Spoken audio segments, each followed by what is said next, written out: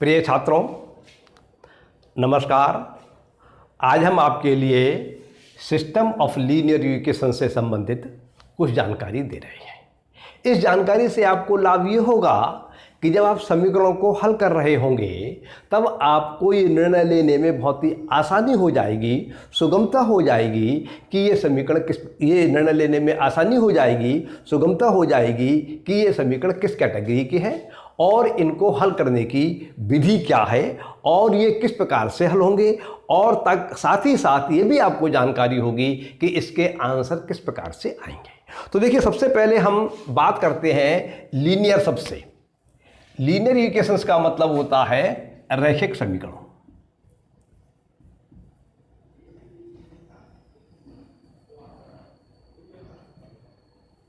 समीकरणों को हल करने का तात्पर्य यह होता है कि वह समीकरणों में जो अज्ञात राशियां हैं, जो अननोन क्वांटिटीज हैं, जिसको कभी कभी हम वेरिएबल्स भी बोल देते हैं, उनका हमें मान निकालना होता है। रैखिक शब्द का मतलब यह है कि उन अननोन क्वांटिटीज के घातांक जो है वह 1 होगी, 2 नहीं होगी, 3 नहीं होगी। जैसे मान लीजिए आपका एक समीकरण लिखा है 5x² + 7x + 19 = 0। ये समीकरण जो है रैखिक समीकरण नहीं है। क्यों? क्योंकि इसमें जो हमारी अननोन क्वांटिटीज है, ये जिसको हम वेरिएबल्स बोल सकते हैं, वह हमारी x है और इसकी पावर 2 है। अगर इस टर्म को खत्म कर दिया जाए तो ये हमारी रैखिक समीकरण हो जाएगी। अब ये हमारी रैखिक समीकरण हो गई। अब इस समीकरणों के अंदर जो है वह कभी कभी एक वेरिएबल होता है या एक अननोन राशि होती है, कभी कभी 2 अननोन राशियां होती हैं, कभी कभी 3 अननोन राशियां होती हैं, कभी कभी 10 भी अननोन, कितने भी अननोन राशियां हो सकती हैं। लेकिन किसी भी अननोन राशि की पावर अगर कहीं भी जाकर 2 हो गई या 2 से अधिक हो गई तो फिर वो जो है रैखिक समीकरण नहीं रहेगा। और सिस्टम का मतलब होता है समुदाय, निकाय। इसका मतलब यह है कि बहुत सारे समीकरण लिखे हुए हैं जिनका हमें एक साथ विचार करना है। और समीकरण हल करने का मतलब ये होता है कि हमें जो अननोन क्वांटिटीज हैं उनकी ऐसी वैल्यूज ज्ञात करनी है जो सभी समीकरणों को एक साथ हल कर सकें। वे वैल्यू जो है पहले समीकरणों को, अगर मान लीजिए किसी निकाय के अंदर, किसी सिस्टम के अंदर 4 लीनियर इक्वेशंस हैं और उसके अंदर मान लीजिए 3 अननोन राशियां हैं, उन 3 अननोन राशियों का मान निकाल लिया, तो उन 3 अननोन राशियों को जो मान निकलेगा वो तीनों राशियां, अननोन राशियां की वैल्यू अगर पहले समीकरण में रख देंगे तब भी वह उसे संतुष्ट करेगी, दूसरे में रखेंगे तब भी संतुष्ट करेगी, तीसरे में रखेंगे तब भी संतुष्ट करेगी, चौथे में रखेंगे तब भी संतुष्ट करेगी। लेकिन अगर मान लीजिए किसी एक समीकरण को संतुष्ट नहीं कर रही है तो वह हल जो है वह मान, अननोन राशियों का मान जो है वह उस समीकरण का हल नहीं कहलाएगा। क्लियर? तो देखिए, समीकरणों के अंदर जो होता है 2 चीजें होती हैं। एक तो समीकरण के अंदर होता है नंबर ऑफ दी अननोन्स, इसको हम n से दर्शाते हैं। जैसे मान लीजिए हमारा लिखा 5x + 7y + 3z = 19। इस समीकरण के अंदर हमारे x, y और z, ये 3 राशियां जो हैं वे अननोन राशियां हैं, इसलिए इस समीकरण के लिए n बराबर माना जाएगा 3। और एक होता है समीकरणों की संख्या। जैसे मान लीजिए आपका है 5x + 3y + z = 19, 2x - 5y + 3z = 31 और 6x + 13y - z = 35। इसको हम system of the linear equations बोलेंगे। System of the linear equations इसलिए बोलेंगे क्योंकि इसके अंदर जितनी भी समीकरण हैं, इस सिस्टम के अंदर, इस निकाय के अंदर, इस समुच्चय के अंदर, समुदाय के अंदर 3 समीकरण हैं, 1, 2, 3। इसलिए इस समीकरण के अंदर m का मान 3 होगा। m माने नंबर ऑफ द इक्वेशंस। उस सिस्टम के अंदर, उस निकाय के अंदर जिसकी हम बात कर रहे हैं, कितने समीकरण हैं? 3 समीकरण हैं और इसके अंदर अननोन कितने हैं? 1, 2, 3। ये इसलिए n बराबर माना जाएगा 3। लेकिन अगर मान लीजिए यहां पर ये z ना होता मान उसका, अब भी ये m बराबर 3 और n बराबर 3 माना जाएगा। क्यों? क्योंकि यहां पर हम इसको 0z मान सकते हैं। क्लियर? तो इस प्रकार से अगर मान लीजिए इसके अंदर एक समीकरण और होता, -2x + 6y + z बराबर -31, तब भी इसके अंदर n, इस सिस्टम ऑफ द इक्वेशंस के अंदर n बराबर 3 ही रहता, क्योंकि इसमें भी 3 अननोन राशियां हैं, इसमें भी 3 अननोन राशियां हैं, इसमें भी 3 अननोन राशियां हैं और इसमें भी 3 अननोन राशियां हैं। इसलिए इस सिस्टम के अंदर n का मान 3 रहेगा। लेकिन अब इस सिस्टम के अंदर 1, 2, 3, 4 समीकरण हो गए, इसलिए अब m का मान जो है वो परिवर्तित हो जाएगा, m का मान 4 हो जाएगा। m और n के मान जो हैं कभी कभी बराबर भी हो सकते हैं और कभी कभी अलग भी हो सकते हैं, इससे कोई अंतर नहीं पड़ता है। ठीक, वह तो उसके आधार पर ये निश्चय किया जाएगा कि समीकरण के हल होंगे या नहीं होंगे। अब देखिए ये लीनियर भी है, क्योंकि इसमें भी जो अननोन है उसकी घातांक 1 है, इसमें भी घातांक 1 है, इसमें भी घातांक 1 है, इसमें भी घातांक 1 है अननोन x की, इसमें भी घातांक 1 है, इसमें भी घातांक 1 है। इन सभी में जो आपके 4 समीकरण हैं और इन 4 समीकरणों के अंतर्गत जो हमारे 3 अननोन्स हैं उनकी सबकी पावर हर जगह एक ही है, इसलिए ये लीनियर सिस्टम कहलाएगा, सिस्टम ऑफ लीनियर इक्वेशंस कहलाएगा। क्लियर? अब इस समीकरण के अंतर्गत जो है, सिस्टम के अंतर्गत जो है वो समीकरणों की संख्या m बराबर 4 हो गई और नंबर ऑफ द अननोन्स बराबर हो गए 3। अब मान लीजिए हम इस समीकरण को हल करना चाहते हैं, तो इस समीकरण को हल करने के बाद कभी कभी तो ऐसा होता है कि समीकरण हो सकता ही नहीं है हल ना होने का मतलब यह है कि एक्स वाई जेड की कभी कभी ऐसे समीकरण होते हैं जिनकी ऐसी वैल्यू नहीं निकल पाती है जो इन सभी समीकरणों को एक साथ हल कर दे। कभी कभी ऐसा होता है केवल एक वैल्यू निकलती है, x की एक वैल्यू निकलेगी, y की एक वैल्यू निकलेगी और z की एक वैल्यू निकलेगी।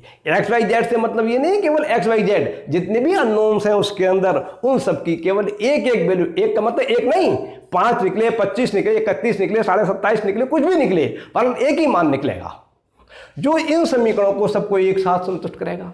और कभी कभी ऐसा होता है कि x के, y के, z के जो अननोन राशियां जितनी भी हैं उनके अनेकों मान होते हैं, अनंत मान होते हैं, इन समीकरणों को हल समीकरणों को संतुष्ट एक साथ कर सकते हैं। कहने का मतलब यह है जो आपके अननोन राशियां x y z है उनका आप एक सेट लेंगे हल का तो इसे सबको संतुष्ट कर देगा, दूसरा सेट लेंगे तब भी संतुष्ट कर देगा, तीसरा सेट लेंगे तब भी संतुष्ट कर देगा। तो उस समय इस समीकरण के जो होते हैं अनेकों हल होते हैं, अनंत हल होते हैं, तो वो किस किस कैटेगरी में होते हैं, क्या कंडीशंस होती हैं, उसके बारे में आपको बतलाऊंगा। सब बातें आप ध्यानपूर्वक सुनिए। तो एक बात तो यहां पर क्लियर हो गई कि सिस्टम लीनियर इक्वेशंस का मतलब क्या है, और दूसरी बात आपको ये क्लियर हो गई होगी सिस्टम ऑफ लीनियर इक्वेशंस का मतलब क्या है। फिर आपको ये क्लियर हो गया होगा कि नंबर ऑफ द अननोन्स का मतलब क्या है और नंबर ऑफ द इक्वेशंस का मतलब क्या है। अब जो समीकरण होते हैं लीनियर इक्वेशंस की बात कर रहा हूं मैं, और इक्वेशंस की बात नहीं कर रहा हूं मैं। समीकरण जो होते हैं वे 2 प्रकार के होते हैं। लीनियर की बात कर रहा हूं मैं, एक होमोजीनियस और एक नॉन होमोजीनियस। अब हम किस प्रकार से पहचानेंगे कि हमारा समीकरण जो है वो होमोजीनियस है, नॉन होमोजीनियस है। इसकी पहचान करने की तरकीब ये है कि यदि जो RHS वाले टर्म हैं वे यदि समीकरणों में 0 है तो वो हमारा कहलाएगा होमोजीनियस। जैसे मान लीजिए 3x + 7y - z बराबर 0, 2x - 5y + 17z बराबर 0। एक समीकरण हमारा और लिखा हुआ है 13x + y - z बराबर 0। और एक समीकरण मान लीजिए इसमें और लिखा हुआ है 17x - 6y + 17z बराबर 0। तो ये समीकरण जो हैं वे लीनियर हैं, तो ये system of the linear equations कहलाएगा। और इसके अंदर 3 वेरिएबल्स हैं, 3 अननोन हैं, इसलिए n का मान 3 कहलाएगा। और इस सिस्टम के अंतर्गत हमारे लिए 4 समीकरण दिए हुए हैं, 1 2 3 4, इसलिए m का मान जो है वो 4 कहलाएगा। अब ये हमारा RHS टर्म्स होता है, इन सब में हम देखते हैं इन सब के मान 0 हैं, इसलिए ये हमारी जो है वो होमोजीनियस लीनियर इक्वेशन सिस्टम कहलाएगा। ये जितनी भी इक्वेशंस हैं हमारी, ये सारी की सारी हमारी लीनियर होमोजीनियस हैं, इसलिए हम कह सकते हैं system of homogeneous linear equations. लेकिन अगर मान लीजिए इसमें से किसी भी एक समीकरण के RHS का टर्म या एक से अधिक का टर्म जीरो न हो, अगर सभी का जीरो है तब तो उसे हम होमोजीनियस बोलेंगे, और किसी एक का भी अगर जीरो नहीं है तो हम उसे होमोजीनियस नहीं बोलेंगे। अब मान लीजिए इसमें यहां पर आपका जीरो की जगह 5 लिखा हुआ है, अभी होमोजीनियस नहीं रहा, अभी हमारा नॉन होमोजीनियस कहलाएगा। यदि मान लीजिए इसमें -17 लिखे हुए हैं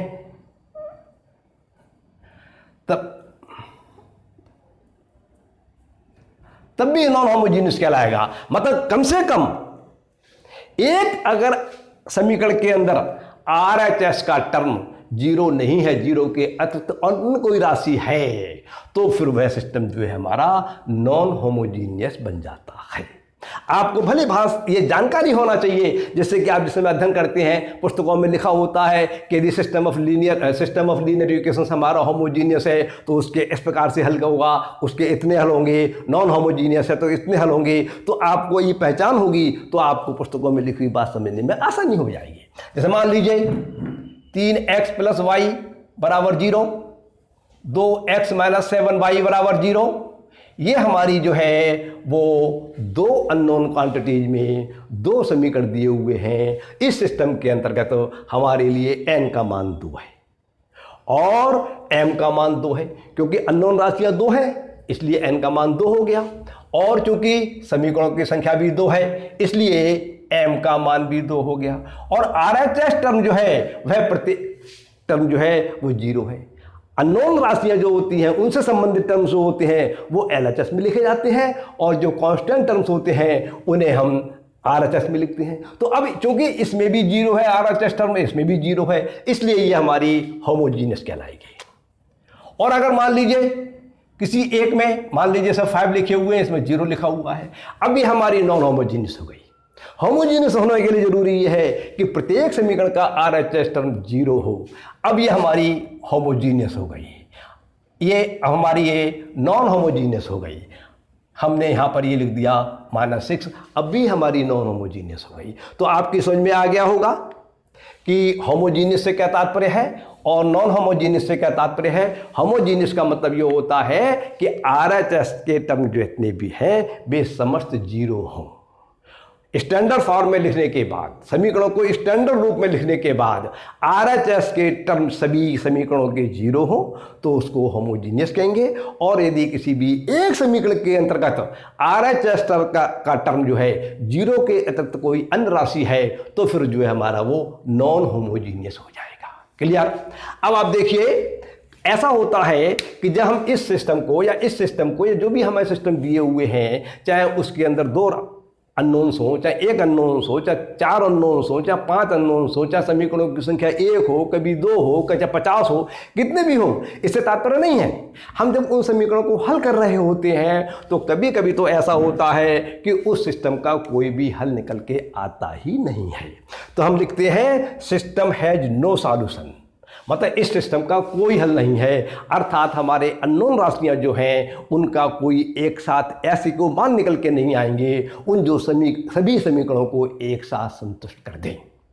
और इसको हम कहते हैं कि जो हमारा सिस्टम ऑफ लीनियर इक्वेशंस दिया हुआ है वो इनकंसिस्टेंट है, या हिंदी में कहते हैं इसको ये असंगत है। और कभी कभी ऐसा होता है कि उस सिस्टम के सॉल्यूशंस निकल के आते हैं। अब जब निकल के आते हैं तो उसमें 2 कंडीशंस हो जाती हैं। कभी कभी तो हम उसको जब हल निकल के आता है तो हम लिखते हैं सिस्टम है सॉल्यूशन, मतलब इस सिस्टम का हल है, मतलब हम दूसरी तरह से कह सकते हैं कंसिस्टेंट। ये सिस्टम ऑफ लीनियर इक्वेशंस जो है हमारा ये कंसिस्टेंट है, और हिंदी में कह सकते हैं ये संगत है। यदि हमारा सिस्टम ऑफ लीनियर इक्वेशंस जो है संगत है, कंसिस्टेंट है, या सिस्टम है द सॉल्यूशन है, सिस्टम के हल है, तो उसमें फिर 2 कंडीशंस होती हैं। या तो सिस्टम का यूनिक सॉल्यूशन निकलता है। यूनिक सॉल्यूशन का मतलब यह है कि अगर मान लीजिए उसके अंदर हमारे 3 अननोन्स हैं x, y, z, तो एक वैल्यू x की, एक y की, एक z की, ऐसी निकल के आएगी जो सिस्टम के अंदर दिए गए सभी समीकरणों को एक साथ संतुष्ट करेगी। अगर मान लीजिए उसके अंदर 4 अननोन्स हैं, एक्स, वाई, जेड और यू, तो उस सिस्टम के अंदर जितने भी समीकरण दिए हुए हों, चाहे वो 1 हो, चाहे 2 हो, चाहे 10 हो, चाहे 20 हो, चाहे 50 हो, समीकरणों की संख्या कितनी है ये अलग बात है, अननोन राशियों की संख्या कितनी है ये अलग बात है। तो अब हमारे लिए अगर सिस्टम कंसिस्टेंट है या उसका संगत है या उसका हल निकल के आ रहा है, तो इसका तात्पर्य ये हुआ कि हमारी अननोन राशियों के एक एक मान जो है वह निकल के आएगा जो उन सभी समीकरणों को संतुष्ट करेगा। यदि पहले समीकरण में इनकी वैल्यू जो निकल के आएगी वो लगाई जाए, दूसरे समीकरण में लगाई जाए, मान लीजिए 5 समीकरण हैं, तो पांचों समीकरण में जब हम इनकी अलग अलग वैल्यू लगाएंगे तो ये पांचों समीकरण को संतुष्ट करेंगे। और हमारी जो अननोन राशियां 4 हैं उन 4 का एक एक मान निकल के आएगा। जैसे मान लीजिए x का मान निकल के आया -3, y का निकल के आया 2, 1 से मतलब 1 से नहीं है कि 1 निकल के आएगा, 1 ही निकल के आएगा। z का निकल के आया 0 और u का निकल के आया -5/3। तो ये वाले मान जब पहले समीकरण में लगाएंगे इन u x y z और u के स्थान पर, या दूसरे में लगाएंगे या तीसरे में लगाएंगे या चौथे में लगाएंगे या 5वें में लगाएंगे, तो ये मान सभी समीकरणों को संतुष्ट करेंगे। तो इसको हम कहते हैं कि सिस्टम जो है हमारा यूनिक सॉल्यूशन है। और कभी कभी ऐसा होता है कि सिस्टम का सॉल्यूशन जो होता है वो नॉट यूनिक होता है। सॉल्यूशन तो होता है, यूनिक नहीं होता है। यूनिक का मतलब अकेला नहीं होगा, बहुत सारे मान निकल के आएंगे, या उसको हम कह सकते हैं सिस्टम हैज मैनी सॉल्यूशन, या कह सकते हैं इन्फिनाइट सॉल्यूशन। जैसे मान लीजिए आपका ये है x + y = 3 और 2x + 2y = 6। तो ये जो है हमारा एक सिस्टम है जिसके अंदर समीकरणों की संख्या 2 है, इसलिए m = 2। और इसके अंदर अननोन राशियां जो है वो भी 2 हैं, n = 2। अब जब हम इसको हल करेंगे तो हल करने के बाद x के और y के ऐसे अनंत मान निकल के आएंगे जो इस समीकरण को और इस समीकरण को दोनों को एक साथ संतुष्ट करेंगे। मान लीजिए x का मान 1 आया और y का मान 2 आया, तो यहाँ पर आप x के स्थान पर 1 लगाएंगे और y के स्थान पर 2 लगाएंगे, तो x + y मतलब 1 + 2 = 3 आ गया। और यहाँ लगाएंगे एक x का मान 1 तो 2 ये आ गया, और +2 × 2 = 4, ये 6 आ गया। तो इस बात को हम ऐसे बोलते हैं गणित की भाषा में कि ये इसके मान संतुष्ट कर रहे हैं। अब यदि हमारा एक हल इसका ये भी हो सकता है, x = 3 y = 0, एक साइड तो हल वो हो गया, x = 1 और y = 2, तो ये भी इस समीकरणों का हल है। एक ये हो गया x = 3 और y = 0। जब हम इसमें x के स्थान पर 3 लगाएंगे और y के स्थान पर 0 लगाएंगे तब भी हमें 3 आ जाएगा। यहाँ पर x के स्थान पर 3 लगाएंगे तो यहाँ पर तो मिलेगा 6, और y के स्थान पर 0 लगाएंगे तो z तो मिलेगा हमारे लिए 0, और 0 और 6 बराबर आ रहा है, 10 के 6 आ गया। तो वो इसका मतलब ये हुआ ये भी इस समीकरण का हल है। इसी प्रकार से यदि x = 0 है और y = 3 है तब भी ये समीकरण का हल होगा, अर्थात ये इस समीकरण को संतुष्ट करेगा। इसमें x के स्थान पर आप 0 लगाएंगे, y के स्थान पर 3 लगाएंगे, 0 + 3 = 3 जो RHS के बराबर आ गया। तो इसको गणित की भाषा में बोलेंगे हम कि ये इसको संतुष्ट कर रहा है। और यदि हम इसमें x के स्थान पर 0 लगाएंगे तो यहाँ 0 प्राप्त होगा, और यहाँ y के स्थान पर 3 लगाएंगे तो 6 प्राप्त होगा। 0 और 6 = 6 प्राप्त हो गया, जिसकी वैल्यू जो है वह RHS के बराबर है, इसलिए यह मान भी इसको संतुष्ट कर रहा है। तो एक तो x का ये वाला मान और y का ये वाला मान, ये इसका हल हो गया। एक x का ये वाला मान, y का ये वाला मान, ये भी इसका सॉल्यूशन हो गया। ये एक x का मान, ये y का मान, ये भी इसका सॉल्यूशन हो गया। और ये 3 ही सॉल्यूशन नहीं होंगे, अनंत सॉल्यूशन होंगे। x का मान परिवर्तित होता जाएगा, साथ में y का मान परिवर्तित हो जाएगा, और ऐसे अनंत हल मिलेंगे जो इन समीकरणों को संतुष्ट करेंगे। जब इस प्रकार की स्थिति होती है तब बोला जाता है सिस्टम हैज मैनी सॉल्यूशंस और नॉट यूनिक सॉल्यूशन या हैज इनफाइनाइट सॉल्यूशंस। मेरे कहने का तात्पर्य आप समझ गए होंगे। मैंने आप एग्जाम्पल्स तो समझाने के लिए लिए थे, वे सरल एग्जाम्पल्स लिए हुए हैं, लेकिन इसका ये मतलब नहीं है कि ये मैंने कोई गलत एग्जाम्पल्स लिए। सरल एग्जाम्पल्स इसलिए लिए हैं जिससे कि आप समझ जाएं। क्लियर? तो आज वो बात मैं यहीं पे समाप्त करता हूं। आप अच्छा, एक बात आपको और बता दूं, जैसे मान लीजिए एक है x प्लस वाई बराबर 6 और एक है x 2x प्लस 2y बराबर 5। तो ये system of the linear equations जो है वह अनयूनिक है। मतलब x और y के मान जो इसे संतुष्ट कर रहे होंगे वे इसे संतुष्ट नहीं करेंगे, जो इसे संतुष्ट कर रहे होंगे वे इसे संतुष्ट नहीं कर रहे होंगे। मतलब तो हम कहेंगे ये सिस्टम जो है हमारा हैज नो सॉल्यूशन, इनकंसिस्टेंट या असंगत। तो इस प्रकार से आपको जानकारी होना चाहिए कि लीनियर इक्वेशंस का मतलब क्या है, सिस्टम ऑफ लीनियर इक्वेशंस का मतलब क्या है, अननोन का मतलब क्या है। किसी समीकरण में अननोन जो होते हैं उनको हम n से दर्शाते हैं, समीकरणों की संख्या जो होती है उसे m से दर्शाते हैं। समीकरण हमारे कब सिस्टम जो है हमारा कब होमोजीनियस होता है, कब हमारा सिस्टम जो होता है नॉन होमोजीनियस होता है, और सिस्टम जो है वह नो सॉल्यूशन, उसका हैज नो सॉल्यूशन है या इनकंसिस्टेंट है या असंगत है, तो इसका क्या मतलब होता है। और कंसिस्टेंट है या है सॉल्यूशन है तो इसका क्या मतलब है। और इसमें दो कैटेगरी होती है, एक system has only one solution और यूनिक सॉल्यूशन, और एक होता है सिस्टम हैज मैनी सॉल्यूशंस या इनफिनिट सॉल्यूशंस। और इन सब के क्या मतलब होते हैं ये आप भली प्रकार से विचार कर लीजिए, जिससे कि आगे मैं आपको जब भी कोई नया टॉपिक इसी संबंधित नई बात बतलाऊं तो आपकी समीकरणों से संबंधित नई बातें बतलाऊं तो आपकी समझ में आसानी से आ सके, या आप पुस्तकों से अध्ययन करें तो आपको कॉन्सेप्ट क्लियर होने में आसानी रहे और आप प्रश्नों को हल करते समय पहचान सकें कि आपको समीकरण जो दिया हुआ है वो किस कैटेगरी की है और उसमें कितने अननोन हैं, कितनी राशियां हैं। फिर ये किस प्रकार से मालूम करते हैं कि हमारा कंसिस्टेंट है या इनकंसिस्टेंट है, यूनिक सॉल्यूशन आएगा या मैनी सॉल्यूशन आएगा या इनफिनिट सॉल्यूशंस आएगा, ये किस प्रकार से मालूम करते हैं, इसके अलग अलग नियम हैं, वो आपको मैं आगे बतलाऊंगा। आज मैं अपनी बात पूरी करता हूं। नमस्कार, धन्यवाद।